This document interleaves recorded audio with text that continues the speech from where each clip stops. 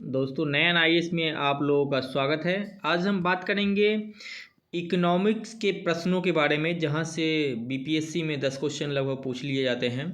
बिहार सचिवालय में, बिहार एसआई में, महत्वपूर्ण जितने भी रेलवे हैं, एसएससी, सभी जगह यहां से प्रश्न पूछे जाते हैं।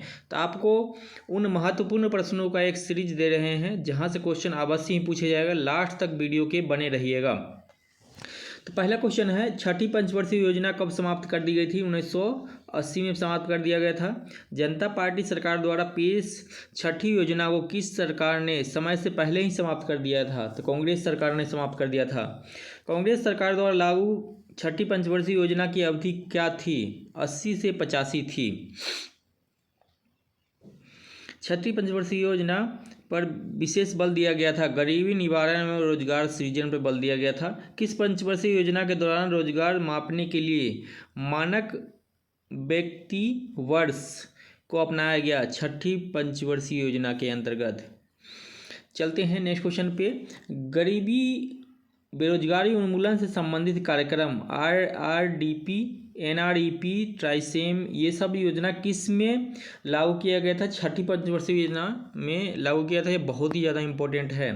किस योजना के दौरान गरीबी रेखा की ग्रामीण क्षेत्र में प्रति व्यक्ति 2400 कैलोरी और शहरी क्षेत्र में 2100 कैलोरी के रूप में परिभाषित किया गया था? यह भी छठी पंचवर्षीय योजना में। कौन सी योजना 15 वर्ष की दीर्घ अवधि को ध्यान में रखकर बनाई गई थी? तो छठी पंचवर्षीय योजना को। किस योजना को पर्सपेक्टिव प्लानिंग कहा जाता है? छठी पंचवर्षीय योजना को। सातवीं पंचवर्षीय योजना की अवधि क्या थी? 86 से 91 के बीच में थी। सातवीं पंचवर्षीय योजना का उद्देश्य क्या था? आधुनिकीकरण। पूछा जाता है इस पंचवर्षीय योजना का क्या जो है उद्देश्य था? तो इसका सातवीं का आधुनिकीकरण था। कौन सी योजना उदारीकृत अर्थव्यवस्था के रूप में वर्णित किया जाता है?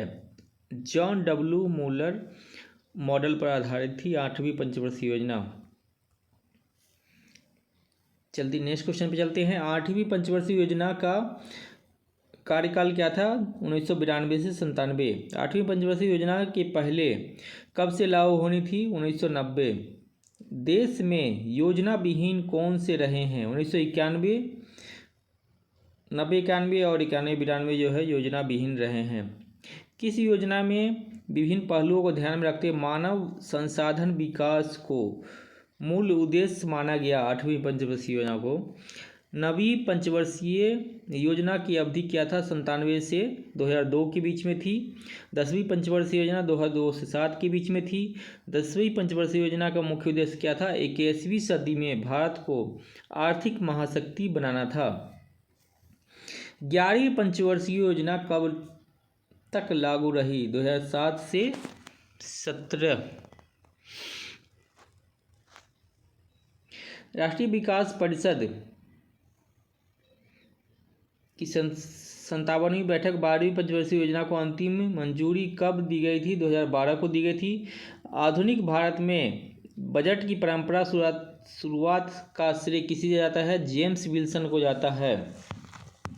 1921 में किस समिति के रिपोर्ट के आधार पर भारत सामान्य बजट से रेलवे बजट को अलग कर दिया गया था? अकवर्थ समिति के आधार पे।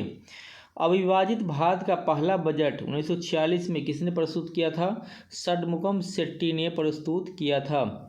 स्वतंत्र भारत का पहला बजट कब प्रस्तुत किया गया था? 1947 में। स्वतंत्र भारत का पहला बजट किसने प्रस्तुत किया था? षणमुगम शेट्टी ने। स्वतंत्र भारत का पहला पूर्णकालिक बजट प्रस्तुत किया गया था 1948 से 49 में। स्वतंत्र भारत का पहला पूर्णकालिक बजट पेश किया था षणमुगम शेट्टी ने। भारतीय गणराज्य का पहला पूर्णकालिक बजट किसने पेश किया था? 1950 से 51 में।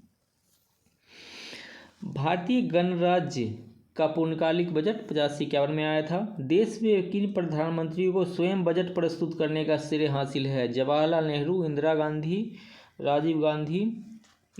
और राजीव गांधी को। देश में शून्य आधारित बजट प्रस्तुत करने की परंपरा किसने डाली? राजीव गांधी ने डाली थी। देश में आज तक वित्त मंत्रालय का कार्यभार संभालने वाली एकमात्र महिला कौन थी? इंदिरा गांधी थी। ब्रिटिश पूर्व भारत में किस शासक ने घाटे के बजट को अपनाया था? मोहम्मद बिन तुगलक ने।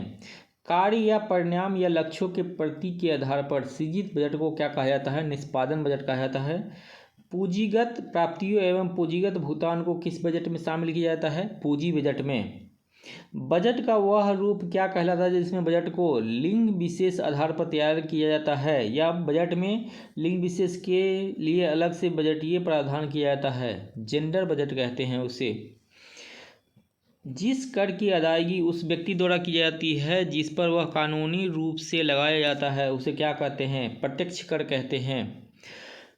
आयकर, निगम कर, धन कर, संपदा कर, उपहार कर, व्यय कर, ब्याज किस कर तरह के कर हैं? प्रत्यक्ष कर हैं। पूछे जाते हैं प्रत्यक्ष कर और अप्रत्यक्ष कर के बारे में कि कौन कौन से होते हैं। सीमा शुल्क, उत्पाद शुल्क, सेवा कर, केंद्रीय बिक्री कर क्या है? अप्रत्यक्ष कर है। तो इसको आप ध्यान से याद कर लीजिएगा, यहाँ से क्वेश्चन जरूर पूछते हैं कई बार। क्वेश्चन है फिर से जो है, महबूब उल हक के सहयोगी कौन थे? एस.के. सेन तथा सिंगर हंस थे। मानव विकास सूचकांक की अवधारणा का प्रतिपादन 1990 में आया था। कौन से सूचकांक शामिल किया जाता है मानव विकास सूचकांक में? जीवन प्रत्याशा, शिक्षा सूचकांक और सकल घरेलू उत्पाद। ऑप्शन ये आते हैं क्वेश्चन में, बहुत ही इंपॉर्टेंट एग्जाम क्वेश्चन है। आर्थिक समृद्धि दर क्या है? सकल घरेलू उत्पाद जीडीपी में परिवर्तन की दर को कहते हैं। आर्थिक विकास दर क्या है? निवल राष्ट्रीय उत्पादन एनएनपी में परिवर्तन की दर को कहते हैं। भारतीय अर्थव्यवस्था के प्राथमिक क्षेत्र में क्या शामिल है? कृषि तथा पशुपालन, वन उद्योग, लट्ठे बनाना, मछली पालन, खनन उत्पादन। प्राथमिक क्षेत्र में वो चीज़ आते हैं जो डायरेक्ट कृषि से उत्पन्न होते हैं। तृतीय क्षेत्र में क्या आता है?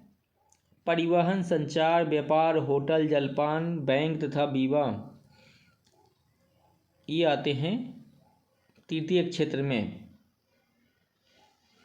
अब चलते हैं 1950-51 में 1951 के 90-91 के बीच भारतीय अर्थव्यवस्था की वृद्धि की दर क्या थी? 4.1% थी। 1991 से 92 और 2011 के बीच भारतीय अर्थव्यवस्था की वृद्धि की दर क्या थी? 6.9% के बीच में थी। आर्थिक नियोजन की अवधारणा किस मॉडल पर आधारित है? सोवियत संघ पर। तो बहुत ही इंपॉर्टेंट क्वेश्चन है ये। सोवियत संघ में पहली बार प्रथम पंचवर्षीय योजना कब शुरू की गई थी? 1928 में। भारत में आर्थिक नियोजन प्रणाली शुरू करने का श्रेय किसे जाता है? सर विश्वेश्वरैया को जाता है।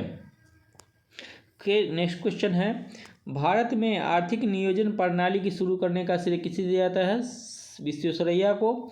आर्थिक नियोजित अर्थव्यवस्था नामक पुस्तक सर विश्वेश्वरैया ने लिखा था। बॉम्बे प्लान योजना सामने आया था 1944 में। बॉम्बे योजना कितने वर्षीय थी? 15 वर्षीय थी।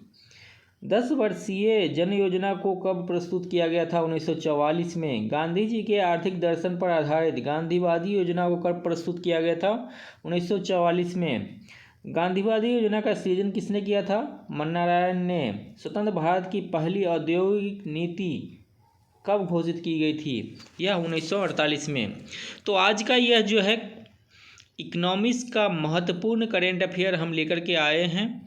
आप इसको याद कर लीजिए। फिर नेक्स्ट वीडियो में और सारे महत्वपूर्ण जो है